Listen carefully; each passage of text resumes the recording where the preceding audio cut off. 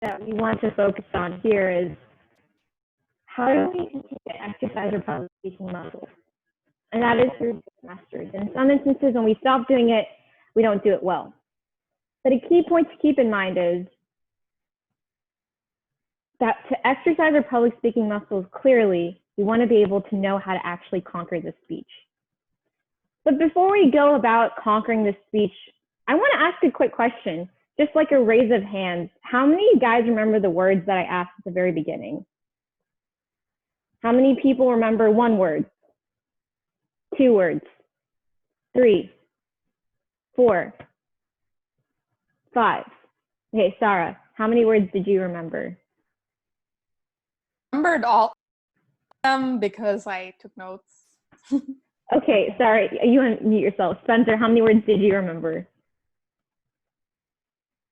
4. 4, what were the words? Feign, define, crap, no, I can't remember. Akanshi? Forget, room, myth, machinery.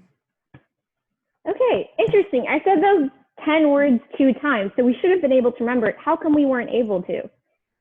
Well, the key aspect here is audience members don't really remember much. In fact, within the first 8 hours, we remember half of what we know. And then give it about 2 months, that's 25%. To conquer this speech, we have to conquer memorization. We have to be able to conquer memorization. And to do that, it's all through audience analysis. Being able to give a speech that the audience members are likely to hear. So to do that, I want to actually come up with a sample topic. If someone wants to just raise their hand and then Toastmaster can unmute you, just a sample issue or speech that we can talk about. Sarah, what's the sample speech topic? Example of a speech topic? Mm-hmm. Walking exercise. Exercise. Okay. Should we exercise the coronavirus? Perfect speech topic. Now that we understand our speech topic, let's think about our audience. What is in their mind, their heart, and needs. We'll talk about that later on. The next aspect is, what is the purpose of our speech?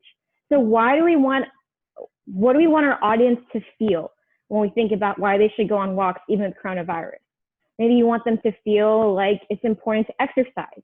Maybe we want them to go on walks. And what we want them to know is that they're still going to be safe. So by just setting the foundation, what we've done so far is we've just set the foundation for us to actually make an issue and also dive deeper into our audience analysis. And that's how we conquer the speech. So here's the roadmap to conquering the speech. You first need to understand the needs of the audience, then the heart, and then lastly the mind. So let's dive into the needs. When we think about the needs, we want the priorities and concerns of our audience members.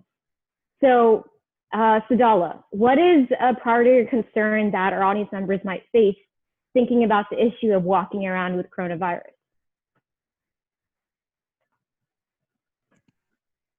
Probably how easy it is to get infected. How easy it is to get infected, right? Now let's take a step back. Just in general, in their life, what do you think keeps them up at night? Shubham, any thoughts?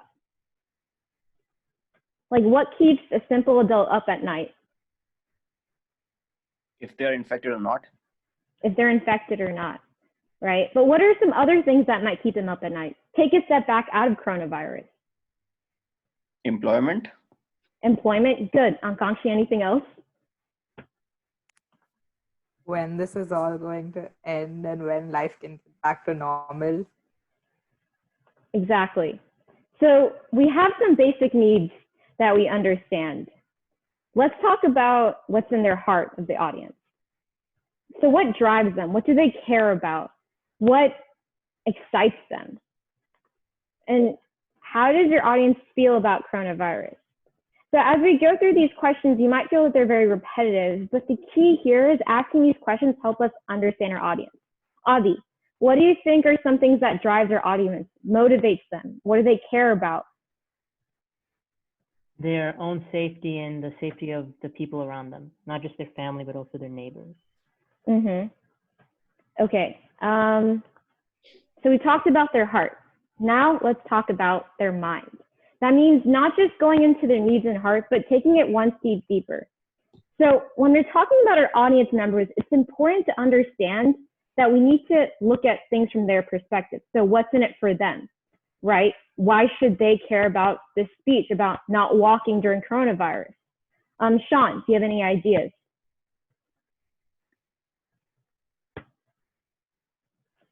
No worries. When we think about what's in it for them, maybe it's their own health and safety, right? You want to think about how your audience will react. Oh, we can't walk when there's coronavirus. My life is completely not fun. And then what will they think when you're asking them these questions? So I know I threw a lot of information at you. I told you first that audience members don't really remember half the stuff that they tell you. I also told you that there's a way to actually create speeches that are powerful by identifying the issue, the audience, what's in their mind, their heart, and their needs, as well as understanding their purpose. What do you want them to feel? What do you want them to do? What do you want them to know? And lastly, what's in their heart, mind, and need? Asking these questions. Every time I write a speech, since I've done all my speeches, I've gone through these questions, and I realized what this has done is help make common ground. So whether you want to start your own fitness studio and you want to be able to talk to your audience members, whether you are a research or you want to go into medical profession and communicate your findings, conquering this speech is basically understanding your audience, and being able to create powerful, impactful speeches starts with just knowing who your audience is.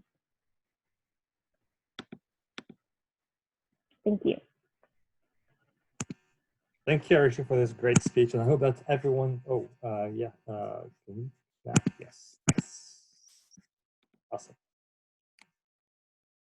Clap master, where are you? Yeah.